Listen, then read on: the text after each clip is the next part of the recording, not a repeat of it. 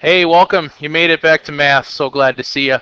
Today we're going to be starting a new lesson, obviously, and we're kind of getting away from the algorithm thoughts, and we're focusing on operations.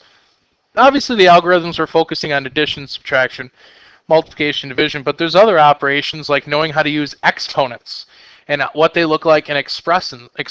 So that helps me put together the goal of to write and represent expressions using exponents. So get this goal written down today, along with today's date in the top and page number. Some of you already went through your whole notebook and put page numbers. That's awesome. If you didn't, put that down before moving on. All right, your warm-up is real tough. I want to see if you can multiply these problems. We have 3 times 3 times 3, 4 times 4 times 4, 2 times 2 times 2 times 2, 5 times 5 times 5 times 5. Come back when you've finished this. No calculators. You got to use your old brain. So here are the answers you should have come up with by doing these problems. If you multiplied 3 three times, you got 27. If you multiplied 4 three times, you got 64.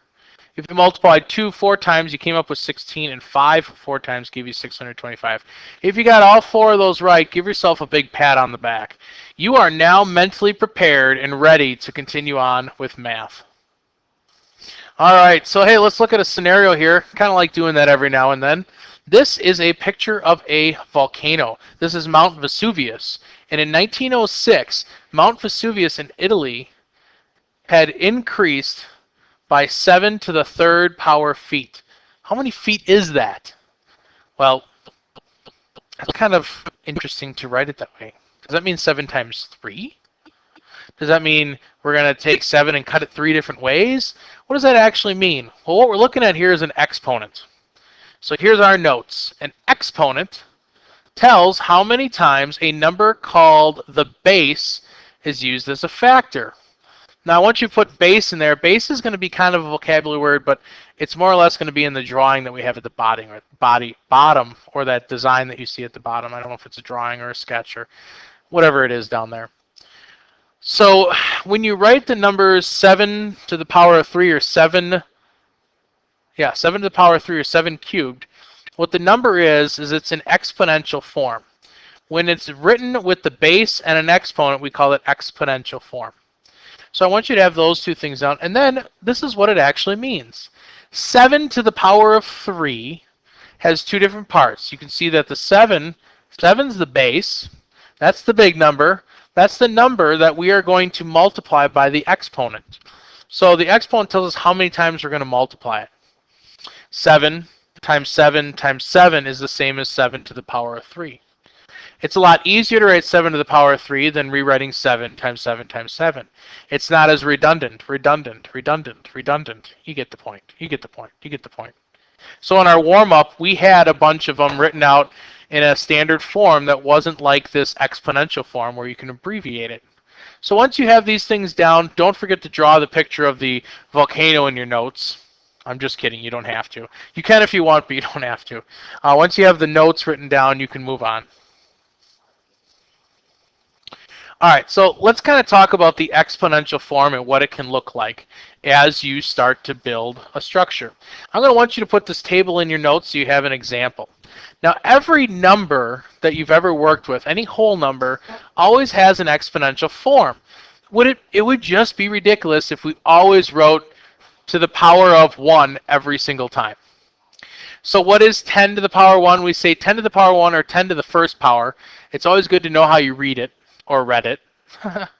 So what are you doing when you have 10 to the power 1? It's the same as saying 10 times just once. So if you only have 10 once, that's what it is. So what is 10 to the power 1? It's a value of just 10. It is what it is. Now when it starts to get creative is when we have more than one of these 10s in a row. Here we have 10 to the power of 2, or the second power, or as we say, 10 squared. What does that mean? That means there's two 10s being multiplied at once, 10 times 10. And you know that 10 times 10 is 100. Now we have another one with the power of 3 or cubed. That means there's 3 10s in a row that have to be multiplied together.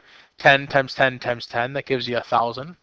Then it goes up to 10 to the power of 4. That means there's 4 10s in a row. 10 times 10 times 10 times 10, that gives you 10,000.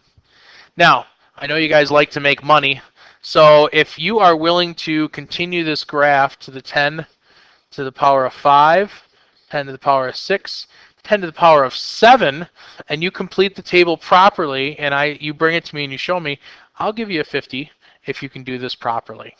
Okay, so I want to see if you can continue it on. If not, you can just copy down the chart as it is. You don't have to add the 3, but you do need to have these notes in your notebook. See if you can catch on to how many times you can go with that exponent. All right, let's get some practice going. You see here we have the next heading that says Example 1 Practice. And in our example here, we're going to be writing numbers in exponential form. So you're writing down the heading, and then this is kind of writing in an exponential form. So here we have the expression 5 times 5 times 5 times 5, and then we have 3 times 3 times 3 times 3 times 3. Remember, the numbers you see here, these are the base. Okay, so when we write it in exponential form, that's the big number. So for A, it's a 5. For B, it's a 3. Then all you have to do to figure out what the little exponent's going to be in the top is you count out how many times you see it. 1, 2, 3, 4. So this is 5 to the power of 4. I'll even write that 5 to the power of 4. And here we have 3 to the power of 1, 2, 3, 4, 5. Okay? Now you could multiply 5 times 5 times 5 times 5 and get the answer. Or you could do 5 to the power of 4 if you had a calculator to do the answer. Same with 3's. Okay? Each way. But this is all you have to do. You have to know how to write the expression in exponential form. So copy this down. I would copy down everything that I drew there for both of these in your notes before moving on. All right, I want you to get some practice here. So we have a few problems that you can see up on the board. I want you to do these in your notes as practice. So you're going to number them off. You're going to write the next heading as example 1. This is your chance to do them. And then for this, I'm going to have you just do the section down here, 13 through 21. Okay? Give it a shot, and when you're done, come back and see how you did. I'll have the answers on the board. Good luck.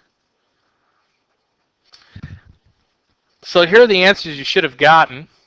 If you got all these right, give yourself a pat on the back because you're showing that you know how to identify the base and the exponent. 2 to the power of 6, 9 to the power of 4, 8 squared for the first 3. Then it's 1 to the power of 3, 6 to the power of 5, 5 to the power of 3 for the second row, and then 7 to the power of 7, 3 to the power of 4, and 4 to the power of 2. Nice job. Now that you know how to identify them, now you have to be able to find the value of the numbers in exponential form. So here you're going to have to find the value of 2 to the power of 6 and 4 to the power of 5. Now the best way for solving these, or the way that I have found the best way to solve these, is you almost have to unpack what you've created. And what do I mean by unpack? That means we have to take it from this exponential form and write it back into kind of the original form. That's the best way to figure it out, unless you have a calculator. If you have a calculator, there's a special way that you can do it, but we're not going to use a calculator here. We're going to see, we're going to make sure we can use our math in our head pretty easily. So for 2 to the power of 6, we rewrite it as 2 6 times. 1, 2, 3, 4, 5, 6. And you can see that I decided to use the little dot instead of the X's. It works a little quicker. 1, 2, 3, 4, 5. Okay. So now what I like to do is I like to look for groups. I know that 2 times 2 is 4. So if I do that here, I know I have 4 times 4, and then times 4 again. And I like to just kind of break it down. Now 4 times 4, I know that that is 16, and now I have another 4 here, and I can do 16 times 4 to solve this. Okay, so I'm going to do 4 into 6, that's 24, so I put the 4, carry the 20. 4 times 1 is 4, plus 2 more is 6. So my answer is 64. Now down here, I know that 4 times 4 is 16. 4 times 4 is 16, and then I have a 4 here. Okay, I'll bring that down. Now for this one, what I'm going to do is I'm going to do the 16 times 16 first, and then I'm going to do the 4. So I'm going to change the color over here to do 16 times 16. So what does that mean? It means I'm going to multiply the 6 in the ones place value first by both numbers. 6 times 6 is 36, so I put the 6 down, carry the 30. 6 times 1 is 6, but then I got to add the 3, so that's 9. Now that I'm down the ones, on the next line I'm going to put a 0 to show that I'm done with the ones, and now we're in the tens place value. 1 times 6 is 6, 1 times 1 is 1, and I just got to add this together. 256. Am I done? No, because I just did 256. Now I have to multiply it by 4. So 256 times 4. 4 times 6 is 24. Carry the 20. 5 times 4 is 20, plus 2 is 22. Carry the 20. 4 times 2 is 8, plus 2 is 10. And that's our answer for 4 to the power of 5, 1,024. So you unpack them, and then you work your way down until you find the answer. I want you to have these down with my work before moving on. All right, I want you to show me the value of some of these problems. There's a lot on here. We're going to narrow it down to just showing me the value of 7, 8, 9, 10, and 11. Good luck. Come back when you're done to see the right answers. All right, here are the answers to the problems you just tried. So for 4 squared, that's just 4 times 4. That gives you 16. 3 cubed is 3 times 3 times 3. That's 27. 5 to the power of 4 is 5 times 5 times 5 times 5. 625 is your answer. For 10, it's 8 squared, which is 8 times 8, 64. And I started number 11 because some of you might remember that the first problem we had talking about Mount Vesuvius's height, 7 to the power of 3 was that one, which was 343, and here it shows up again.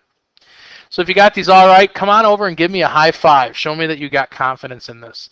If you're struggling, see me and I can help you work through these. That's why we have these extra problems down here. Let's see if you, that's why we have these extra problems down here, so that we can always use these as additional practice if you're struggling. All right, now we're going to look at our example 3 practice, and this time we're going to work with word problems. So let's check it out. It says, a phone tree was used to contact families at Paul's school. So what happens is the secretary calls 3 families, and then those 3 families are going to have to call another 3 families, and so on and so on. So what we want to know is how many families are going to be notified during the 4th round of calls.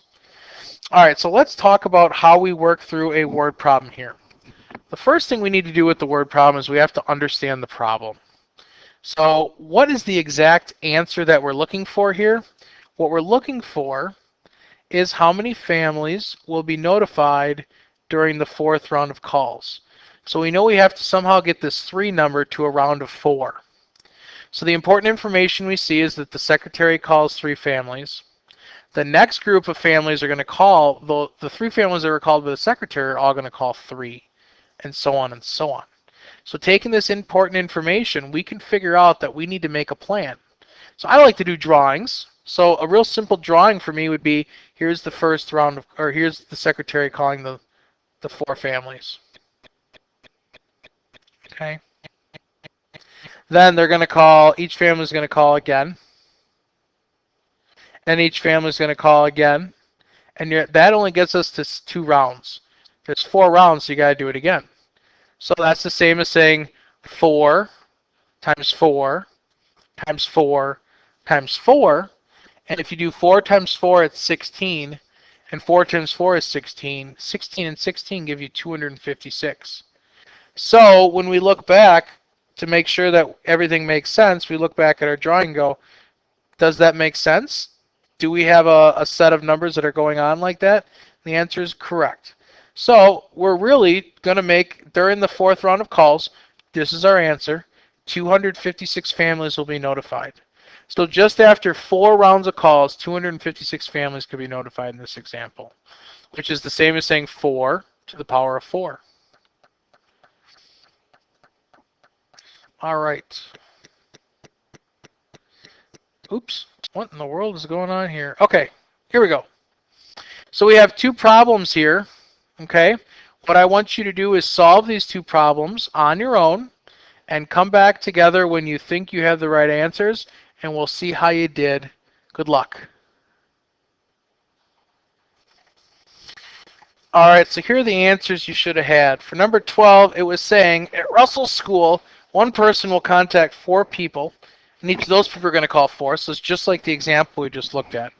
So how many people will be contacted after the 5th round? So I did 4 to the power of 5, and I multiplied it all up to find out 1,024 people are going to be notified at Russell School. That's a lot more people there. All right, now the next one was a fun one, and you probably had a different answer, but let's see how you did. The answer is $32, and here's how you get it.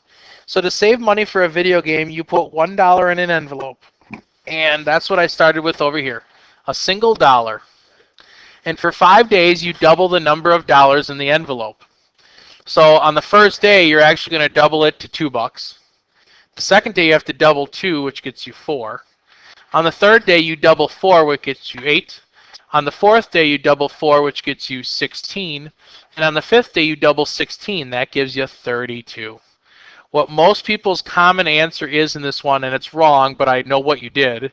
The most common answer is $62. Most people think, well, how much money do you have after the 5th day? People will say $62. But it's not saying how much do you have total. It says how much money will be saved on the 5th day. So the 5th day is just $32.